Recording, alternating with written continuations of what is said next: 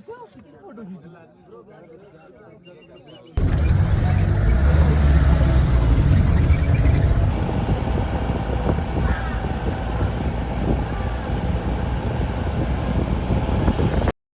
মহাদেব। আমরা এখনো রয়েছি চোপতাতে। তো আমরা আজকে এই কেদারনাথ থেকে নিচে নামলাম, নেবে এই সোনপ্রয়াগ থেকে আমাদের চোপতা আসার ডাইরেক্ট গাড়ি পেয়ে গেছিলাম। তো ডাইরেক্ট আমরা এসে গেছি চোপতা। তো কাল সকালে আমরা তুঙ্গনাথের ট্রেকিংটা স্টার্ট করব, তুঙ্গনাথ চন্দ্রশিলা।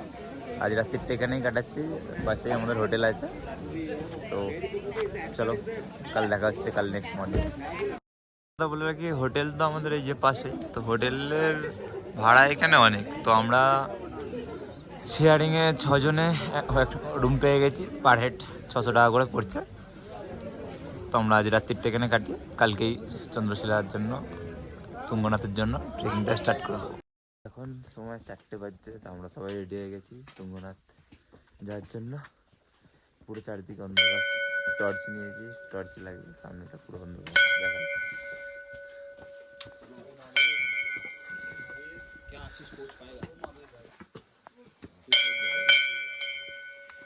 পুরো অন্ধকার। তো আমাদের ব্যাগপত্র রেখে দিয়েছি। তো এই যে আমরা ঘন্টা বাজিয়ে তুঙ্গনাথে যাত্রা স্টার্ট করলাম। হর মহাদেব, চলো এগোনো যাক।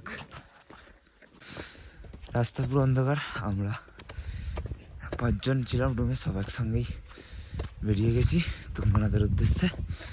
অন্ধকারে কিছু দেখা যাচ্ছে না, তো আলো ফুটুক তখন আবার ভিডিও করবো। চলো এখন এগোনো যাক। তো আমরা মোটামুটি আর মন্দির থেকে 200 মিটার দূরে আছি। অনেক তাড়াতাড়ি উঠে গেছি অনেকটাই। এই যে আমি, আর এই যে এখানে আকাশ হয়ে গেছে অন্ধকার, পুরো কিছু দেখাই যাচ্ছে না, চারদিক লাইট জ্বালিয়ে এগোতে হচ্ছে। আলো ফুটলে চারদিকটা দারুণ ভিউ আসবে। অন্ধকারে অতটাও কিছু বোঝা যাচ্ছে না, বাট একটু তাড়াতাড়ি এগোচ্ছি। যদি সূর্য ওঠার আগে চন্দ্রশিলার কাছাকাছি পৌঁছানো যায়, দারুণ ভিউ পাওয়া যাবে। তো আলো ফুটুক, তারপর দেখাচ্ছি সবাইকে তোমাদের। তো এখন 5:30 বাজে, আমরা তুঙ্গনাথ মন্দির পৌঁছেই গেছি। তো আমরা স্টার্ট করেছিলাম 4:15।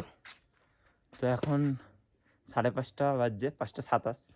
তো আমরা এই যে তুঙ্গনাথ মন্দির পৌঁছেই গেছি। আর 3 কিলোমিটার উপরে চন্দ্রশিলা, এখন সূর্য ওঠেনি। তো এখন চন্দ্রশিলার পথে রওনা দিচ্ছি। ওখানে সানরাইজটা দেখতে দারুণ লাগে। তো চলো এগোনো যাক। এই যে বাবা তুঙ্গনাথ, হর হর মহাদেব, জয় বাবা তুঙ্গনাথ। চলো এগোনো যাক, হর হর মহাদেব। তো এই যে আর কিছুটা আমরা চন্দ্রশিলা পৌঁছচ্ছি।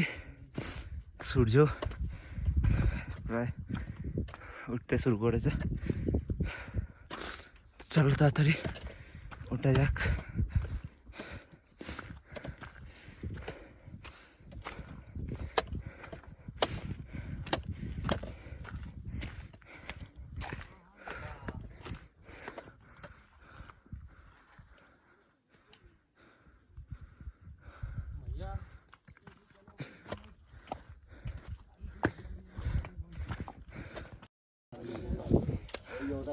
তো এখন সময় 5:55। তো আমরা পৌঁছে গেছি এখন চন্দ্রশিলা। জাস্ট তোমাদের আশেপাশে ভিউটা দেখাচ্ছি, জাস্ট স্বর্গ।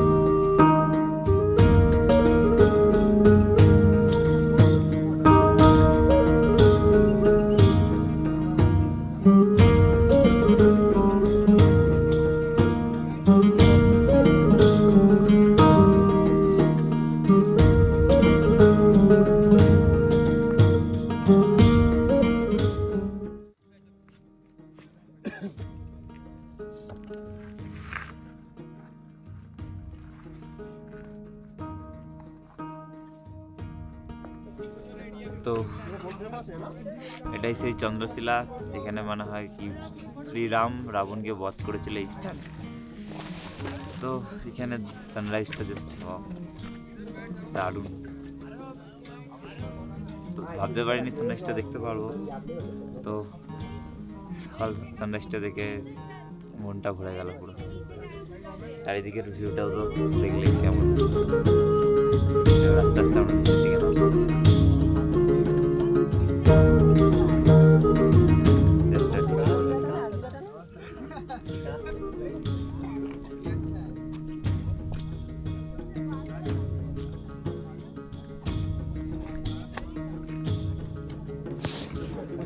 তো আমাদের তুঙ্গনাথের চন্দ্রশিলার ব্লগটা আমরা এখানে শেষ করলাম। এখানে বাবা তুঙ্গনাথের মন্দির দর্শন করে এলাম। এখানে আলাদাই, যারা আসবে তারাই বুঝবে। হর হর মহাদেব, জয় শ্রী কেদার, জয় বাবা তুঙ্গনাথ, জয় বাবা তারকনাথ। চলো এবার নিচের দিকে যাওয়া যাক।